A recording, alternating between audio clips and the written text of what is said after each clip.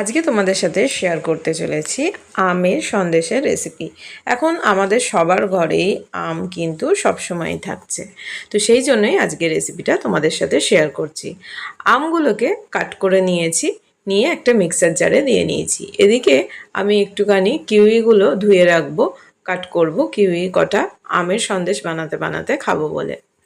তো যাই হোক, দেখো একটা মিক্সার জারে আমগুলোকে কাট করে নিয়ে মিক্সার জারের মধ্যে দিয়ে সেখানে পরিমাণ মতো চিনি, যে যেমন মিষ্টি খাও দেবে, দিয়ে এখানে আমি দুধ বসিয়ে দিয়েছি। দুধটাতে ভিনিগার হোক লেবু হোক যেটা দিয়ে হোক ছানা রেডি করে নেবে। আমি ছানা কাটার যে পাউডার সেটা ব্যবহার করে আমি ছানা তৈরি করে নিয়েছি। ছানাটার মধ্যে দিয়ে দিয়েছি গুঁড়ো দুধ। ছানাটাকে ভালো করে একটুখানি মেখে নেবে। নিয়ে এখানে গুঁড়ো দুধ আর আম আর চিনি যে পেস্টটা রেডি করেছিলাম সেটা দিয়ে হাতে করে ভালো করে এটা মেখে নিচ্ছি। সমস্তটা আমি কড়ার মধ্যে দিয়ে দিচ্ছি। দিয়ে এখানে আবার অ্যাড করছি গুঁড়ো দুধ। সমস্তটা ভালো করে মিশিয়ে একটা প্লেটে ঘি দিয়ে এটাকে সেট করে নেবে ফ্রিজে রেখে। পুরোপুরি সেট হয়ে গেলে যে যেমন ইচ্ছা শেপে কেটে নিতে পারে।